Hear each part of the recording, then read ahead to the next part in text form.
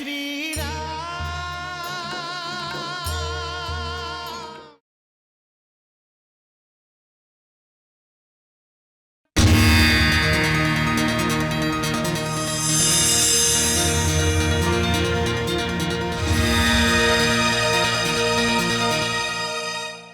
রাম, আর শিবের এই মহান ধনুকে ছিলা পরাও। ওঠো।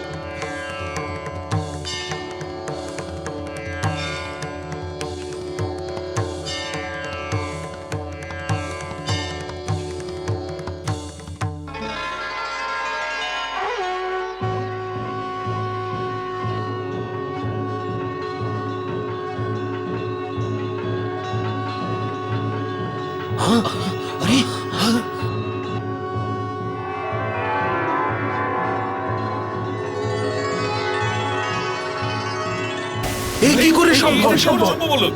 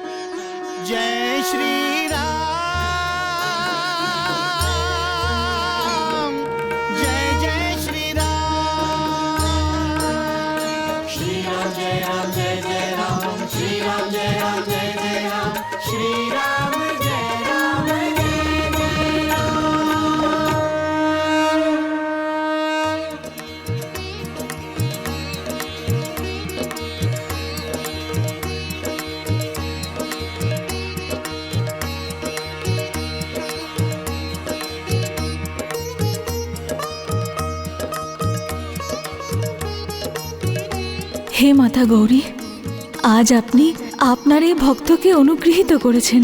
আমি ধন্য হলাম মাতা, আমি ধন্য হলাম।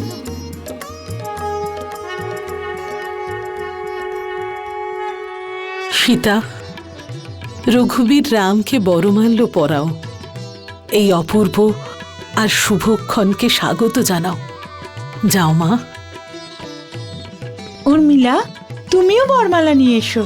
একই মণ্ডপে দুটো বিবাহ হয়ে যাবে।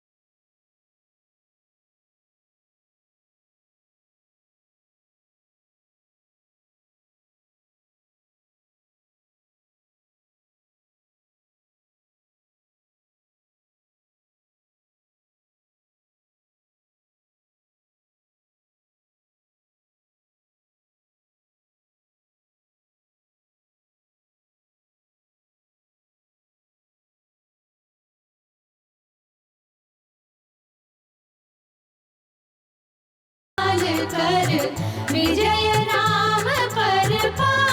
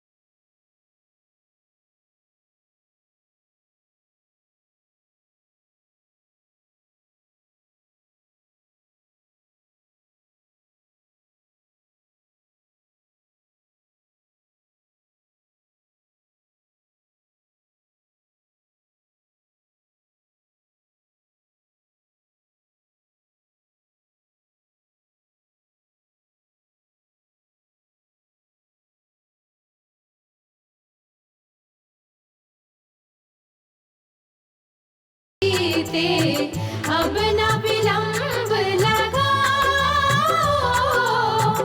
अब न विलंब लगाओ। राजीव नयन को स्वतः चयन को जयमाला पहनाओ, जयमाला पहनाओ। जयमाला में निज हृदय गूंथ, सिया रंग मंच की ओर चली।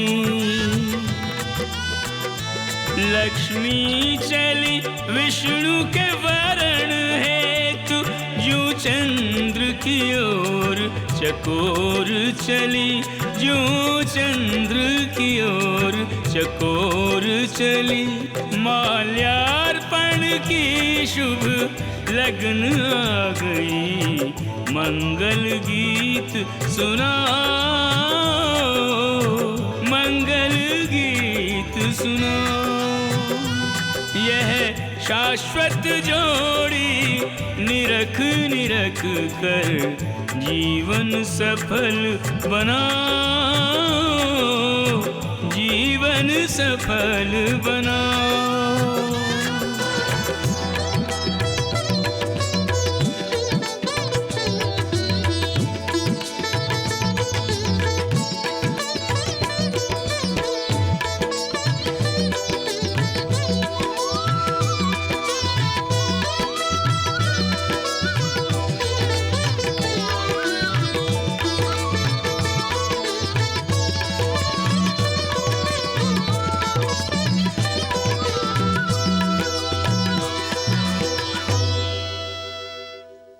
जय श्री राम।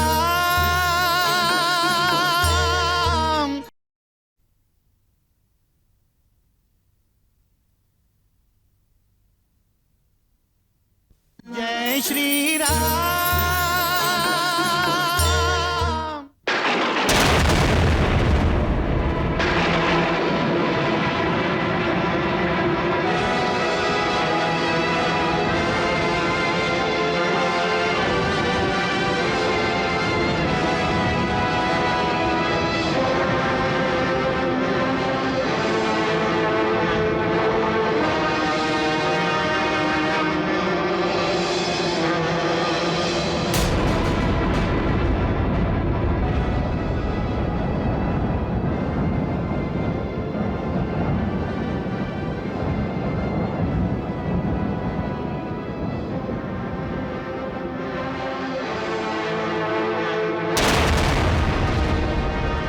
মহর্ষি পরশুরাম, ভগবান পরশুরাম।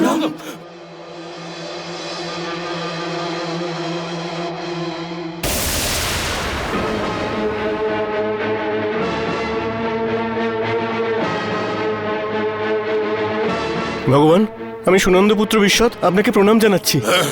আমার প্রণাম আপনি গ্রহণ করুন ভগবান। দুর্মর পুত্র দুর্মুখের প্রণাম স্বীকার করুন প্রভু। ওই মুখ নিয়ে আমার সামনে আসবে না, যাও। ভগবান, ধর্মবীর পুত্র সহদেবের আপনাকে প্রণাম প্রভু। না তোমার মুখে কোনো বিনয় আছে, না তোমার কণ্ঠস্বরে। সরে যাও।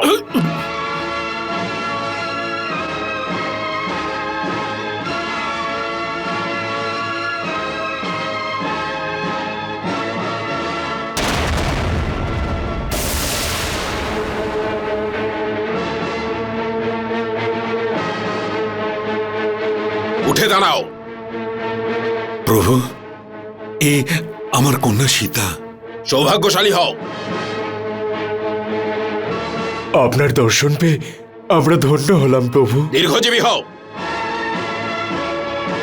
পরশুরাম মুনিকে কৌশিক বিশ্বামিত্রের প্রণাম। আপনিও প্রণাম নেবেন ব্রহ্মর্ষি। প্রভু, মিথিলাতে আপনাকে স্বাগত। আপনি বড় শুভ সময় এসেছেন। তুমি এটাকে শুভ সময় বলছো? আমি তোমাকে সাবধান করে গিয়েছিলাম যে আমার আরাধ্য শিব শঙ্করের এই ধনুককে যেন অবহেলা না করা হয়, কিন্তু তুমি আমার সেই আদেশ পালন করনি। জনক,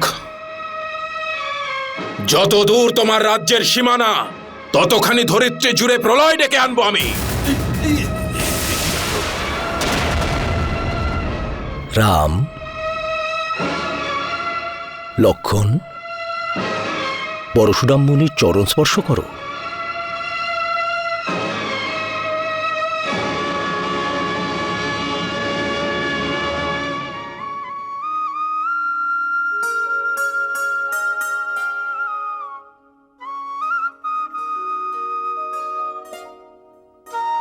কীর্তিমান হও।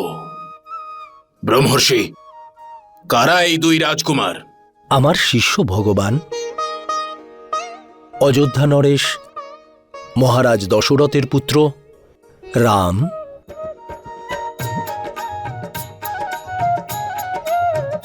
আর লক্ষণ। আজই মিথিলা নরেশের কন্যা সীতা রামকে স্বয়ম্বরে গ্রহণ করেছে। ব্রহ্মর্ষি, আমি এখানে স্বয়ম্বরে অংশগ্রহণ করতে আসিনি, বরং এই ধনুক যে ভঙ্গ করেছে আমি তাকে দণ্ড দিতে এসেছি।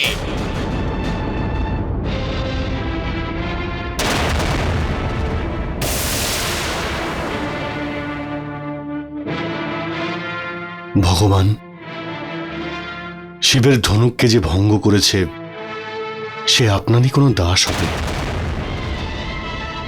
বলুন, কি আজ্ঞা দেবেন? তুমি আমার সঙ্গে উপহাস করছো? যদি শিব ধনুক তুমি ভঙ্গ করে থাকো তাহলে তুমি আমার সঙ্গে শত্রুতায় জড়িয়েছ।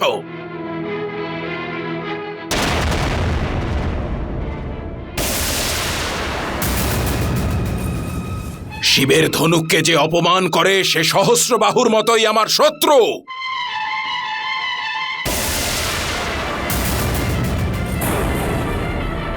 ক্ষমা করবেন প্রভু। বাল্যকালে তো আমরা এমন অনেক ধনুক ভেঙেছি, কিন্তু আপনার মতো ক্রোধ আমাদের ওপর কেউ করেনি। তুমি এই হর ধনুকে অন্যান্য ধনুকের সঙ্গে কি করে তুলনা করছো? ধনুর্ধরদের জন্য সব ধনুকই এক সমানই হয়। কিন্তু বিশ্বামিত্র, তোমার এই শিষ্য আমার ক্রোধকে আমন্ত্রণ জানাচ্ছে। ঠাকুর, আমি তো শুধু এটুকুই বলতে চাইছি যে ধনুক ভেঙে যাওয়াতে জ্যেষ্ঠর কোনো অপরাধ নেই। ধনুক পুরনো ছিল, হাত দিতেই ভেঙে গেল। বিশ্বামিত্র, তোমার এই শিষ্য অত্যন্ত নির্বোধ আর কুটিল, মূর্খ অথচ উদ্ধত। এই পাপী শিবের ধনুককে সম্মান না দিয়ে ঘোর পাপ করছে। ওদের গুরু কি সঠিক সংস্কার দেয়নি যে আমাকে অপমান করছে? গুরুশ্রেষ্ঠ, আমি তো... যদি আর একটাও কথা বলো,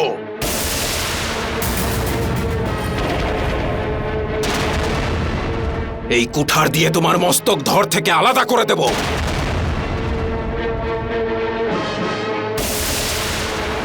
সবাই বলবে অত্যন্ত কোমল শরীর, তাই কুঠারের স্পর্শ মাত্রেই মস্তক ধর থেকে আলাদা হয়ে গেছে। বিশ্বামিত্র, ও তোমার শিষ্য, তাই এখনো আমি এই কুঠার দিয়ে ওকে আঘাত করিনি। ভগবান, বালক ভেবে লক্ষণকে ক্ষমা করে দিন। বিশ্বামিত্র, ওকে বোঝাও যে গুরুজনকে অপমান করলে তা গুরুজনের কাছে মৃত্যুর সমান হয়। আমি কোনো ক্ষত্রিয়ের থেকে অপমান বা মৃত্যু স্বীকার করতে পারবো না। ভগবান,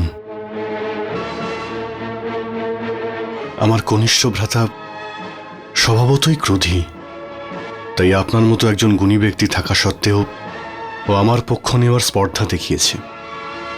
আপনি ওর উপরে ক্রোধিত হবেন না, কারণ আপনার অপরাধী হলাম আমি।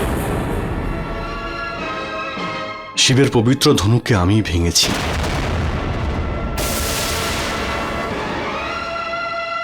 আপনি মহান, সূর্যের সমান তেজস্বী। আপনার সমকক্ষ আমরা কি করে হতে পারি?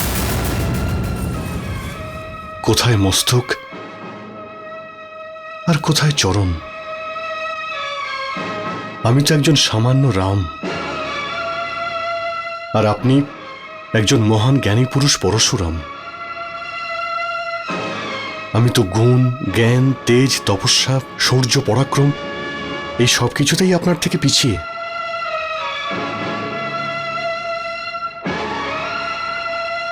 আমার উপরে ক্রোধ করা আপনার অধিকার। মহর্ষি, আপনি আমার আদর্শ, আমার ভগবান, আমার দেবতা। তাই আমি আপনার ক্রোধ নয়, আশীর্বাদ চাইছি। আমি অভিশাপ নয়, বরদান চাই। বরদান চাই ভগবান। রাম, আমি তোমার উপর প্রসন্ন হয়েছি।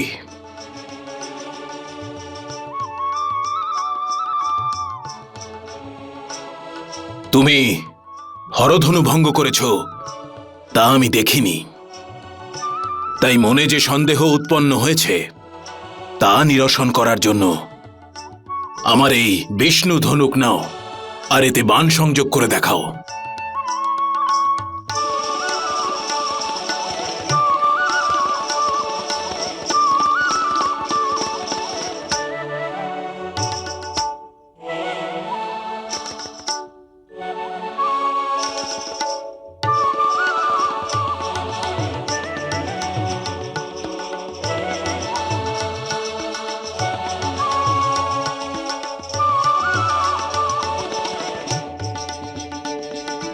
এই নাও রাম।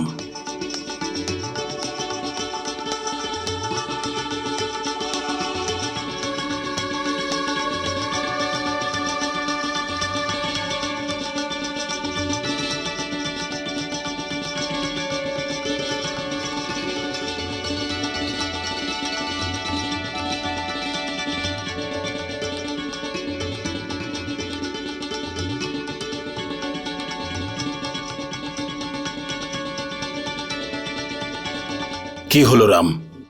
ভগবান, গুরুদেব বশিষ্ঠ আমাদের শিক্ষা দিয়েছেন বাণ যেন কোনোদিন বিফলে না যায়। ধনুকে সংযোজন করা বাণ অবশ্যই যেন লক্ষ্য ভেদ করে। ওনার গুরুপদের স্মরণে রেখে আজ পর্যন্তই দশরথ পুত্র রাম সর্বদাই লক্ষ্য ভেদ করেছে। এবার আপনিই বলুন, আমি কাকে আমার লক্ষ্য করব? আপনার গতিকে, অথবা আপনার অলৌকিক তপস্যা দ্বারা প্রাপ্ত দৈব লোককে?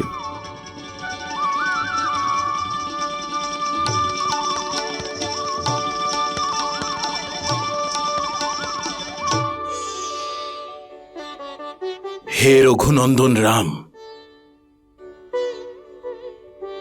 আমি যে পৃথিবীকে বারবার জয় করেছিলাম তা আমি ঋষি কাশ্যপকে দান করে দিয়েছি। তখন উনি আমায় বলেছিলেন যে হে ভক্তশ্রেষ্ঠ, আপনি রাত্রিবেলা ধরিত্রীতে নিবাস করবেন না, নয়তো কোনো ক্ষত্রিয়ই শান্তিতে ঘুমোতে পারবে না। হ্যাঁ রাম, তারপর থেকেই আমি ধরিত্রীতে রাত্রিবাস করি না, মহেন্দ্র পর্বতে চলে যাই। হে রাম, তুমি এই দিব্য বাণকে আমার প্রাপ্ত দিব্য শক্তির ওপর নিক্ষেপ করো। এই বাণ ব্যর্থ হবে না, তারপরে আমি মনের গতিতে মহেন্দ্র পর্বতে পৌঁছে যাব।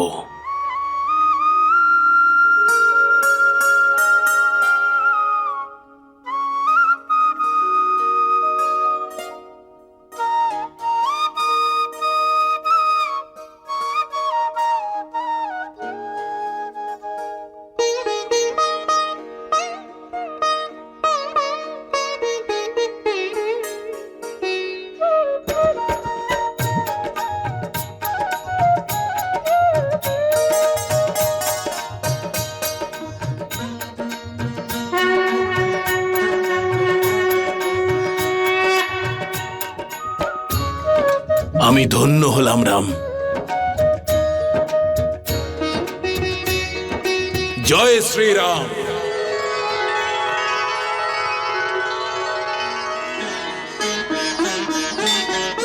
जय श्री राम, जय जय श्री राम।